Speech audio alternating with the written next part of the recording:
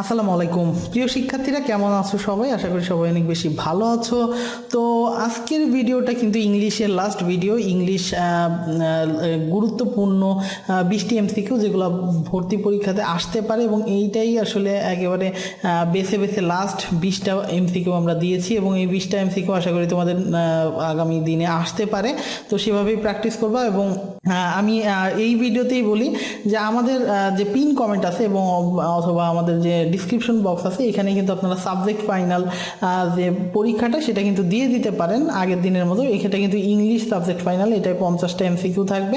তো সেইভাবে এখানে পরীক্ষাটা দিবেন। আশা করি সবাই পড়ে পরীক্ষা দিবেন, অর্থাৎ একটা নিরিবিলি টাইম নিয়ে তারপর পরীক্ষা দেন। এবং আপনারা 2 দিন সময় পাবেন, আজকে কালকে 2 দিনের মধ্যে পরীক্ষাটা দিয়ে নেন। তারপরের দিন কিন্তু আমরা বিজ্ঞান যে পরীক্ষাটা সেটা নিব। আর আমাদের চ্যানেলে যারা নতুন আছেন অবশ্যই চ্যানেলটা সাবস্ক্রাইব করে ফেলবেন, আর যারা পেজ থেকে দেখতেছেন পেজে একটা ফলো দিয়ে দিবেন। আমি গতকালকে রেজাল্টটা বলি। গতকালকে আমি একটা চ্যালেঞ্জ দিয়েছিলাম যে কেউ যদি 80% মার্ক পান সে চান্স পাবেন। আনফর্চুনেটলি কেউই এটা পান নাই। তো প্রথম যে মার্ক পাইছে আনুষ্কা, তারপরে এমএসটি রিয়া, তামান্না, সাদিয়া, ইভা, মোটামুটি পুলাক, মাশরুফা, এরা হচ্ছে পাস মার্ক পাইছে, অর্থাৎ 40% মার্কে হচ্ছে পাস হয়। তো এরা পাস মার্ক পাইছে। আসলে ততটা ভালো রেজাল্ট কেউ করতে পারেন নাই। আমি জানি না আসলে ম্যাথ আপনারা ঠিকমতো বুঝতেছেন কি না, এই জন্য অথবা হয়তো সার্ভারে ঠিকমতো ইনপুটও দিতে পারতেছিলেন না, অনেকে পরীক্ষাও দিতে পারে নাই আমি শুনছি। তো আজকের ক্লাসটা নিবে সিয়াম স্যার ইংলিশ ক্লাস নিবে। তো আমাদের ইউটিউব থেকে যারা দেখতেছেন সাবস্ক্রাইব না করে থাকলে সাবস্ক্রাইব করে ফেলেন, আর ফলো করা না থাকলে পেজ থেকে দেখে থাকলে অবশ্যই একটা ফলো দিয়ে দিন। আমাদের ওয়েবসাইট ভিজিট করে রেগুলার আপডেট পেতে পারেন। তো আমরা সরাসরি সিয়াম স্যারের ক্লাসে চলে যাই। সিয়াম স্যার আসলে সম্পূর্ণ ক্লাসটা নেবেন। ধন্যবাদ। রায়হান স্যারকে অসংখ্য ধন্যবাদ জানাই তোমাদেরকে পরীক্ষা, মডেল টেস্ট, সর্ববিষয় তোমাদেরকে সুন্দরভাবে বুঝিয়ে দেওয়ার জন্য। তো চলো স্যারকে আবারও ধন্যবাদ জানিয়ে আমরা আমাদের ক্লাস শুরু করি। তো এখানে দেখো, আজকে তোমাদের জন্য খুবই গুরুত্বপূর্ণ 20টা এমসিকিউ নিয়ে এসেছি। এই 20টা এমসিকিউ তোমাদের পরীক্ষায় আসার জন্য একদম উপযোগী। তো এই 20টা এমসিকিউ যদি তোমরা ভালোভাবে ক্লাসটা দেখো মনোযোগ দিয়ে, তাহলে শিখতে পারবে এবং পরীক্ষা সুন্দরভাবে অ্যান্সার করতে পারবে। তো চলো দেখো, 1 নম্বরে বলছে choose the correct synonym of benevolent. Benevolent শব্দের সমর্থক শব্দ কোনটি? তো এই ধরনের প্রশ্ন সম্পর্কে তোমাদেরকে আগে পরিচিত করিয়ে দিয়েছি যে সিনোনিম ও অ্যান্টোনিম শব্দের এরকম দিয়ে প্রশ্ন কিন্তু আসবে। তো দেখো, বিনিভিউলেন্ট শব্দের অর্থ বলছে। তো বিনিভিউলেন্ট শব্দটা হচ্ছে তোমার, এটার অর্থ হচ্ছে কল্যাণময়। তো দেখি নিচে কল্যাণময় অর্থ কোনটা বহন করে। তো এ নাম্বার বলছে জেনারাস, বি নাম্বার বলছে অ্যাংরি, সি নাম্বার বলছে কোরাল, ডি নাম্বার বলছে সেলফিশ। তো দেখো, অ্যাংরি, কোরাল, সেলফিশ, তো এই 3টে শব্দ আমাদের সকলের কাছে পরিচিত, এবং এগুলো কখনো কল্যাণময় অর্থ বহন করে না। তো সো ধরতে পারি যে 1 নম্বরের উত্তর এ, জেনারাস। জেনারাস হয়তো কল্যাণময়। 2 নম্বরে বলছে identify the correct passive form he writes a letter. তো আমরা জানি ভয়েস থেকে প্রশ্নটা আসছে। তো ভয়েস থেকে যখন প্রশ্নটা আসে তখন ভয়েস হচ্ছে 2 প্রকার, অ্যাক্টিভ ভয়েস, প্যাসিভ ভয়েস। অর্থাৎ অ্যাক্টিভ থেকে তাকে প্যাসিভ করতে হয়। তো বলছে এখানে অ্যাক্টিভ ভয়েসটা দিয়ে দিয়েছে, তোমাকে প্যাসিভ করতে হবে। তো প্যাসিভ করতে গেলে আমাকে একটু জিনিস একটু মাথায় রাখতে হবে, সেটা হচ্ছে একটা সিকোয়েন্স, একটা প্যাটার্ন আমাকে একটু খেয়াল করতে হবে। সেটা হচ্ছে, আমরা জানি যে অ্যাক্টিভ থেকে প্যাসিভ করতে গেলে ওই বাক্যটার অবজেক্টকে প্রথমে সাবজেক্টে নিয়ে আসতে হয়, তারপরে একটা ওই সাবজেক্ট অনুযায়ী অতিরিক্ত অক্সিলারি ভার্ব যুক্ত করতে হয়, তারপরে ওই সাবজেক্টে যে মূল ভার্বটা থাকে তার V3 করতে হয়, অর্থাৎ পাস্ট পার্টিসিপেল ফর্ম করতে হয়, দেন অতিরিক্ত বাই যুক্ত করতে হয়, দেন সাবজেক্টের অবজেক্ট করতে হয়। তো দেখো, হি রাইটস এ লেটার, এটার প্যাসিভ করতে বলছে। তো আমরা দেখতেছি যে আমরা যে সিকোয়েন্স বা প্যাটার্নটা শিখলাম, সেই প্যাটার্ন বা সিকোয়েন্স অনুযায়ী মিলে যায় এ, অর্থাৎ আমরা বলতে পারি 2-এর সঠিক উত্তর হচ্ছে a letter is written by him. দেখো, 3 নম্বর প্রশ্ন বলছে যে choose the correct preposition she is afraid dash spiders. তো বলছে, আমরা জানি প্রিপোজিশন সম্পর্কে তোমাদের একটু আলোচনা করি। যে প্রিপোজিশন শব্দটা হচ্ছে, তোমরা কিন্তু চিনো সবাই যে with, of, from, by, on, এগুলো হচ্ছে কি তোমাদের প্রিপোজিশন। তো এগুলো কিন্তু সিকোয়েন্স বা একটা নিয়ম অনুসারে চলে, যে এইটার পরে এইটা বসবে, উপরে বোঝাতে অন বসবে, মধ্যে বোঝাতে ইন বসবে। তো এখানে অ্যাপ্রোপ্রিয়েট প্রিপোজিশন নামে একটা অপশন আছে। যে অ্যাপ্রোপ্রিয়েট প্রিপোজিশনটা হচ্ছে কি, যে তোমার একটা মূল একটা ওয়ার্ড দেওয়া থাকবে, সেই ওয়ার্ডের পর একটা নির্দিষ্ট প্রিপোজিশন দেওয়া থাকবে এবং ওই প্রিপোজিশনটাই ওখানে ইউজ করা হবে। তো দেখো, সেক্ষেত্রে অ্যাফ্রাইড দিছে। অ্যাফ্রাইড অর্থ হচ্ছে ভীত। আর অ্যাফ্রাইডের পর হচ্ছে সব সময় অফ বসে, কখনো ফ্রম বসবে না, উইথও বসবে না, বাই বসবে না। তো অ্যাপ্রোপ্রিয়েট মানে উপযুক্ত প্রিপোজিশন, অর্থাৎ অ্যাফ্রাইডের পরে সবসময় অফ বসবে, সেটা তুমি যেথায় লেখো না কেন, যেথায় পাও না কেন। তো আমরা ধরতে পারি অ্যাফ্রাইডের পর অফ, অর্থাৎ 3-এর উত্তর হচ্ছে সি। 4 নম্বর বলছে দেখো select the correct antonym of generous. তো জেনারাস শব্দের বিপরীত শব্দ কি? দেখো প্রথমে পেয়েছিলে তোমরা সিনোনিম, এখন পাইছো অ্যান্টোনিম, অর্থাৎ এই ধরনের প্রশ্ন একটা তোমাদের থাকবেই পরীক্ষাটা, তুমি ধরে নাও। তো জেনারাস শব্দের বিপরীত শব্দ কি? দেখো জেনারাস শব্দের অর্থ হচ্ছে উদার, মানবিক, দয়ালু। তো তার বিপরীত শব্দ কি হতে পারে? তাই দেখো বলছে স্ট্রিংলি, নোবেল, কাইন্ড, ফ্রেন্ডলি। আচ্ছা, নোবেল, কাইন্ড, ফ্রেন্ডলি 3টে শব্দ আমাদের পরিচিত, আর এটা জেনারাসের সাথে যায়। যদি সমার্থক শব্দ বলতো তাহলে এগুলো সাথে যাইতো। তাহলে একটাই আছে স্ট্রিংলি, যেটার অর্থ হচ্ছে কৃপণ, ঠিক আছে, উদার, যে কি মন খুলে ব্যয় করে। জেনারাস হচ্ছে মন খুলে, উদার মানুষ, মন খুলে ব্যয় করে। আর স্ট্রিংলি হচ্ছে কৃপণ। তাহলে আমরা ধরতে পারি 4-এর উত্তর হচ্ছে এ। 5 নম্বর বলছে choose the correct from he has been working here 2010। তো বলছে he has been working here 2010। আচ্ছা দেখো, তো আমরা জানি যে হ্যাজ বিন দেখে বুঝতেছি যে সেন্টেন্সটা আমাকে প্রেজেন্ট পারফেক্ট কন্টিনিউয়াস টেন্স থেকে করছে। তো প্রেজেন্ট পারফেক্ট কন্টিনিউয়াস টেন্স থেকে করলে তখন আমরা জানি সেখানে সিন্স এবং ফরের ব্যবহার আছে, কখন সিন্স নেব আর কখন ফর নেব। তো ছোট্ট করে বলে দিই তোমাদেরকে, সিন্স হচ্ছে নির্দিষ্ট অর্থে সিন্স ব্যবহৃত হবে এবং অনির্দিষ্ট অর্থে ফর ব্যবহার করা হবে। তো দেখো এখানে বলছে 2010 সালটা উল্লেখ করে দিছে, যার কারণে এটা নির্দিষ্ট একটা সাল উল্লেখ করে দিছে, যার কারণে এখানে সিন্স বসবে। যদি ফাঁকা করার পরে তোমাকে অনির্দিষ্ট একটা সংখ্যা দিত বা অনির্দিষ্ট একটা সময় নির্দেশ করতো, তাহলে সেক্ষেত্রে ফর হতো। তো এখানে যেহেতু নির্দিষ্ট করে দিছে, তো আমরা ধরতে পারি যে 5-এর উত্তর হবে এ, সিন্স। 6 নম্বর বলছে identify the correct tense, they will have finished the work. আচ্ছা, যখনই দেখো আমরা টেন্সটা কীভাবে তোমাকে আইডেন্টিফাই করতে বলছি যে টেন্সটা কোন টেন্সে আছে। তো আমরা জানি টেন্স প্রধানত 3 প্রকার, প্রেজেন্ট, পাস্ট, ফিউচার। আর প্রত্যেক প্রকার আবার 4 প্রকার করে, মোট 12 প্রকার।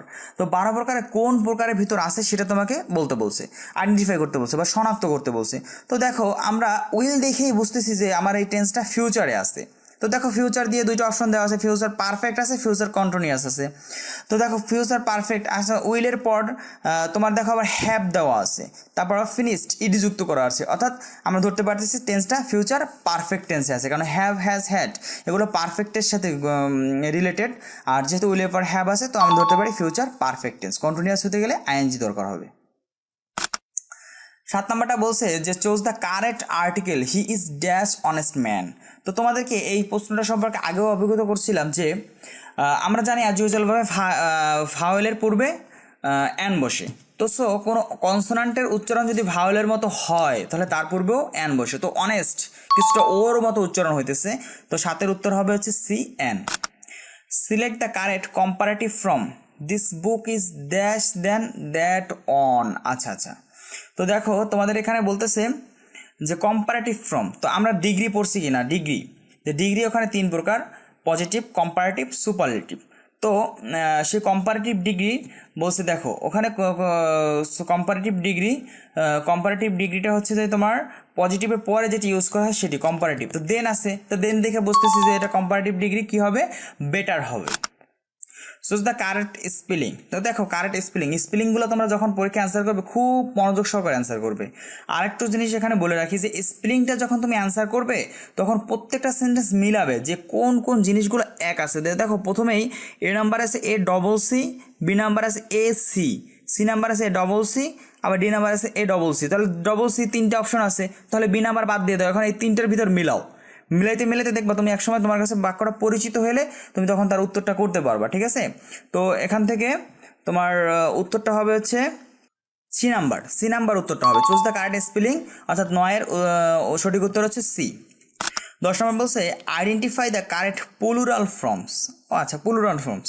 তো দেখো প্লুরাল ফর্মসটা তুমি ধরে ফেলছো, প্লুরাল যখন বলছে তখন নাম্বার থেকে অবশ্যই প্রশ্নটা করছে। নাম্বার 2 প্রকার, সিঙ্গুলার, প্লুরাল।